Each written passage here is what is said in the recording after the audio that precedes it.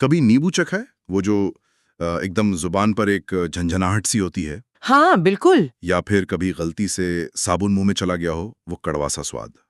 वो भी याद है। हमारे आज के स्रोतों का सार यही है कि ये सिर्फ स्वाद नहीं है, ये तो केमिस्ट्री है जो हमारी जुबान पर हो रही है। सही बात है। आज हम इन्हीं दो किरदारों, अम्ल यानी एसिड्स और क्षारक यानी बेसिस, और इनके मिलने से जो बनता है लवण यानी सॉल्ट्स, उसकी कहानी में उतरेंगे। मतलब मकसद ये समझना है कि ये सिर्फ साइंस लैब की बोतलों में बंद चीजें नहीं हैं। बिल्कुल नहीं। ये तो हमारी रसोई, हमारे पेट और यहाँ तक कि हमारी टूटी हड्डियों को जोड़ने के पीछे की साइंस है। ये एक बेहतरीन शुरुआती बिंदु है, क्योंकि ये रसायन हमारी समझ से कहीं ज्यादा हमारी जिंदगी में घुले मिले हुए। तो चलिए इन रसायनों की कहानी को परत दर परत खोलते हैं। हाँ, ये हमारी रोजमर्रा की जिंदगी के वो अदृश्य धागे हैं जो सब कुछ एक साथ जोड़ते हैं।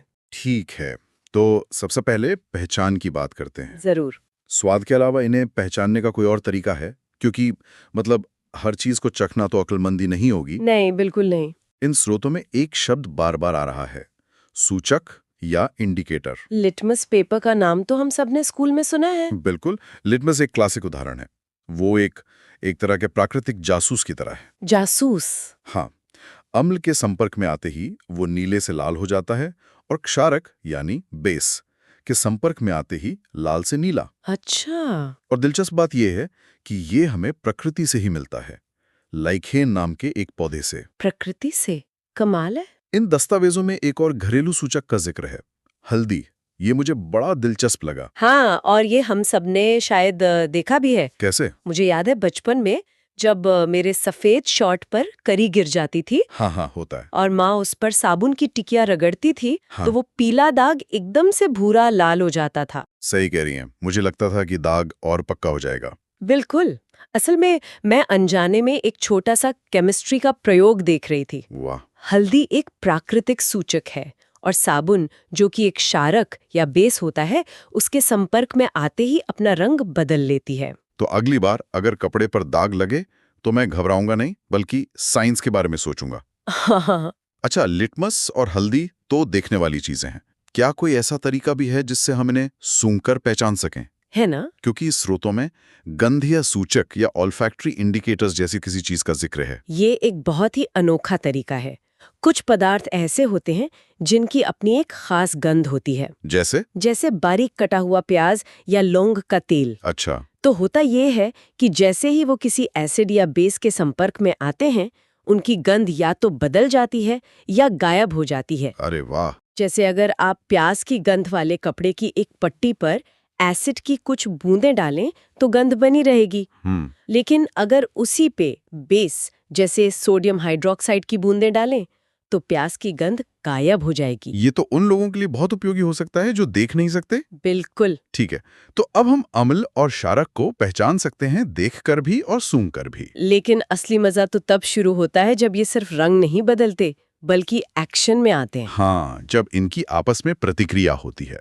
तो जब एक अम्ल किसी धातु से टकराता है तो क्या होता है? तब असली फायरवर्क्स शुरू होते हैं। स्रोतों में एक क्लासिक प्रयोग का वर्णन है। हाँ। जब जिंक धातु के छोटे टुकड़ों पर सल्फ्यूरिक एसिड डाला जाता है तो उसमें से बुलबुले निकलने लगते हैं। ये बुलबुले हाइड्रोजन गैस के होते हैं। और इन नोट्स में लिखा है कि इसकी पहचान करने का एक मजेदार तरीका है। हाँ, पॉप साउंड वाला। हाँ, अगर आप इन बुलबुलों के पास एक जलती हुई मोमबत्ती ले जाएं तो पॉप की आवाज आती है ना? बिल्कुल।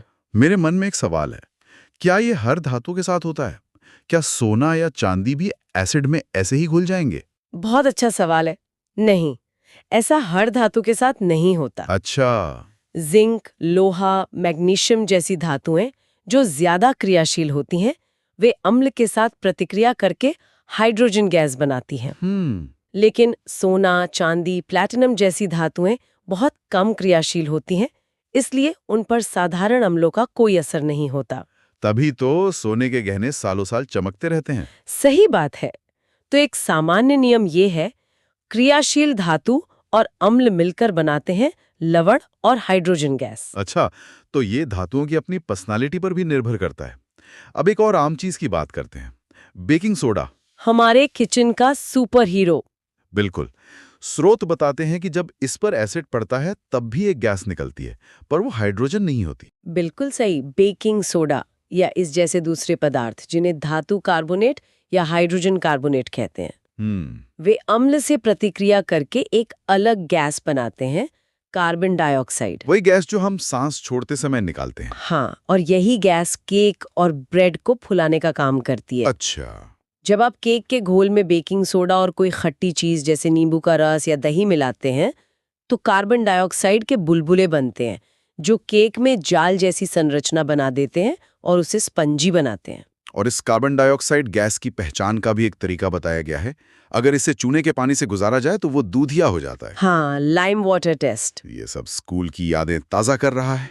लेकिन अब आते हैं उस अभिक्रिया पर जो शायद सबसे महत्वपूर्ण है, उदासीनीकरण। हाँ, जब एक अम्ल और एक क्षारक आमने सामने आते हैं। न्यूट्रलाइजेशन। हाँ, इसे आप केमिस्ट्री की दुनिया का शांति समझौता कह सकते हैं। शांति समझौता। हाँ, जब एक एसिड और एक बेस मिलते हैं तो वो एक दूसरे के गुणों को खत्म कर देते हैं, मतलब न्यूट्रलाइज कर देते हैं। अच्छा। एसिड का खट्टापन और बेस का कड़वापन दोनों गायब हो जाते हैं और इस समझौते के बाद दो नई चीजें बनती हैं, लवण यानी सॉल्ट और पानी। और ये सिर्फ एक मतलब रासायनिक समीकरण नहीं है, ये संतुलन का एक सार्वभौमिक सिद्धांत है। बिल्कुल। चाहे वो हमारे पेट की एसिडिटी हो, केक को फुलाना हो या मधुमक्खी के डंक का इलाज, इन सब के पीछे एक ही मूल विचार काम कर रहा है। आपने इसे बहुत खूबसूरती से समझाया। ये वाकई संतुलन का सिद्धांत है। जैसे पेट में एसिडिटी होती है। हाँ, जब हमारे पेट में ज्यादा एसिड बन जाता है तो हम एक एंटासिड लेते हैं जो मिल्क ऑफ मैग्नीशिया जैसा एक हल्का बेस होता है। ये पेट में जाकर अतिरिक्त एसिड को न्यूट्रलाइज कर देता है और हमें राहत मिलती है। तो इसका मतलब ये हुआ कि सभी अम्ल और क्षारक बराबर नहीं होते, कोई ज्यादा शक्तिशाली होता है, कोई कम। हाँ बिल्कुल। इन स्रोतों में इनकी शक्ति नापने के एक पैमाने का जिक्र है, पीएच स्केल। ये क्या चीज है? पीएच स्केल को आप अम्लों और क्षारकों का पावर मीटर समझ सकते हैं। Power meter? हाँ, पीएच में पी एक जर्मन शब्द पोटेंस से आया है जिसका मतलब होता है शक्ति। ये 0 से 14 तक का एक पैमाना है। ठीक है। इसे एक तरह का रस्साकशी का खेल समझिए। 7 बीच का सेंटर पॉइंट है, यानी न्यूट्रल। जैसे कि शुद्ध पानी। बिल्कुल। और जैसे जैसे हम 7 से नीचे 0 की तरफ जाते हैं, जैसे जैसे आप 0 की तरफ जाते हैं, एसिड वाली टीम ज्यादा मजबूत होती जाती है। पीएच 1 या 2 का मतलब है बहुत शक्तिशाली एसिड, जैसे हमारे पेट में मौजूद जठर रस। और 7 से ऊपर?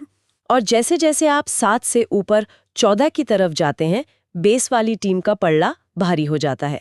पीएच 13 या 14 मतलब बहुत शक्तिशाली बेस। ये स्केल तो हमारी रोजमर्रा की जिंदगी में बहुत मायने रखता होगा। इन नोट्स में कुछ चौंकाने वाले उदाहरण हैं, जैसे हमारा अपना शरीर। हाँ, ये बताया गया है कि हमारा शरीर 7.0 से 60.8 पीएच के एक बहुत ही संकीर्ण, एक बहुत ही नैरो रेंज में ही ठीक से काम कर पाता है। बिल्कुल। इस रेंज में थोड़ा सा भी बदलाव हमारे शरीर के एंजाइम्स के काम करने के तरीके को बिगाड़ सकता है। अच्छा। इसी तरह मिट्टी का भी अपना एक आदर्श पीएच होता है जिसमें पौधे सबसे अच्छे से उगते हैं। और अम्लीय वर्षा या एसिड रेन का भी जिक्र है। जब बारिश के पानी का पीएच 5.6 से कम हो जाता है तो उसे एसिड रेन कहते हैं। ये कैसे होता है? ये हमारे औद्योगिक प्रदूषण का नतीजा है। कारखानों और गाड़ियों से निकलने वाली सल्फर डाइऑक्साइड और नाइट्रोजन डाइऑक्साइड जैसी गैसें हवा में ऊपर जाकर पानी से मिलती हैं और सल्फ्यूरिक एसिड और नाइट्रिक एसिड बनाती हैं। यही एसिड बारिश के साथ जमीन पर आता है, नदियों के पानी का पीएच कम कर देता है, जिससे मछलियों और दूसरे जलीय जीवों का रहना मुश्किल हो जाता है। तो इसका मतलब है कि हमारे शहर के कारखाने से निकलने वाला धुआं सैकड़ों मील दूर किसी नदी की मछलियों के लिए जानलेवा साबित हो सकता है। हाँ, ये एक जबरदस्त उदाहरण है कि कैसे दुनिया एक दूसरे से जुड़ी हुई है। एक और दिलचस्प बात दंत क्षय यानी दांतों की सड़न से जुड़ी है। हाँ, ये भी पीएच से ही जुड़ा है। हाँ? मुंह का पीएच 5.5 से कम होने पर दांत खराब होने लगते हैं। होता ये है कि जब हम कुछ मीठा खाते हैं तो हमारे मुंह में मौजूद बैक्टीरिया उस चीनी को एसिड में बदल देते हैं। ये एसिड हमारे दांतों की सबसे बाहरी परत इनेमल पर हमला करता है। अगर मुंह का पीएच 5.5 से नीचे चला जाए तो ये परत गलने लगती है। इसीलिए टूथपेस्ट इस्तेमाल करने की सलाह दी जाती है। बिल्कुल, क्योंकि वे आमतौर पर क्षारीय यानी बेसिक होते हैं और मुंह में बने अतिरिक्त एसिड को न्यूट्रलाइज करके हमारे दांतों की रक्षा करते हैं। वाह, तो टूथपेस्ट का काम सिर्फ सफाई नहीं बल्कि मुंह में पीएच का संतुलन बनाए रखना भी है। सही बात है। चलिए अब उस चीज पर आते हैं जो एसिड और बेस के मिलने से बनती है, लवण यानी सॉल्ट्स। नमक। साधारण नमक, सोडियम क्लोराइड तो हम सब जानते हैं, लेकिन ये सिर्फ खाने में डालने वाली चीज नहीं है। स्रोत बताते हैं कि ये तो एक पूरी केमिकल इंडस्ट्री का कच्चा माल है। आप इसे मास्टर सॉल्ट कह सकती हैं। हमारे समुद्री पानी में ये बहुतायत में मौजूद है और ये कई जरूरी रसायनों का स्रोत है। जैसे सोडियम हाइड्रोक्साइड, जो एक बहुत शक्तिशाली बेस है। इसे बनाने की प्रक्रिया का एक खास नाम है क्लोर क्षार प्रक्रिया। क्लोर क्षार, ये नाम थोड़ा अजीब है। नाम में ही पूरी कहानी छिपी है। अच्छा। जब नमक के पानी यानी ब्राइन से बिजली गुजारी जाती है तो 3 मुख्य उत्पाद बनते हैं। क्लोरीन गैस, जिसे क्लोर कहते हैं, सोडियम हाइड्रोक्साइड जो एक क्षार है, और हाइड्रोजन गैस।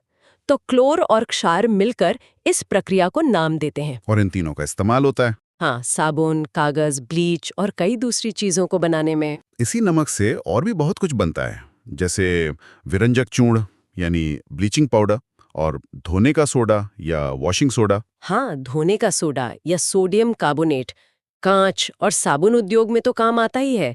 साथ ही ये पानी की स्थायी कठोरता को हटाने के भी काम आता है। कठोर पानी? हाँ, वो पानी जिसमें कैल्शियम और मैग्नीशियम के लवण घुले होते हैं और जो साबुन के साथ आसानी से झाग नहीं बनाने देता। अच्छा। वॉशिंग सोडा इन लवणों को हटाकर पानी को सॉफ्ट बना देता है। इन स्रोतों को खंगालते हुए मुझे एक बड़ी दिलचस्प चीज मिली, क्रिस्टलन का जल या वाटर ऑफ क्रिस्टलाइजेशन। हाँ, ये बहुत दिलचस्प कॉन्सेप्ट है। सुनने में ऐसा लगता है जैसे क्रिस्टल के अंदर पानी फंसा हो। और ये काफी हद तक सही भी है।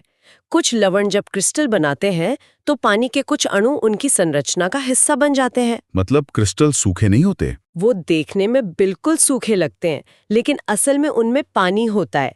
इसका सबसे अच्छा उदाहरण है कॉपर सल्फेट। अच्छा, वो नीले रंग के क्रिस्टल? हाँ, लेकिन अगर आप उन्हें गर्म करें तो ये पानी भाप बनकर उड़ जाता है और पीछे सिर्फ एक सफेद पाउडर बचता है। और जादू तब होता है जब आप उस सफेद पाउडर पर वापस पानी डालते हैं? बिल्कुल।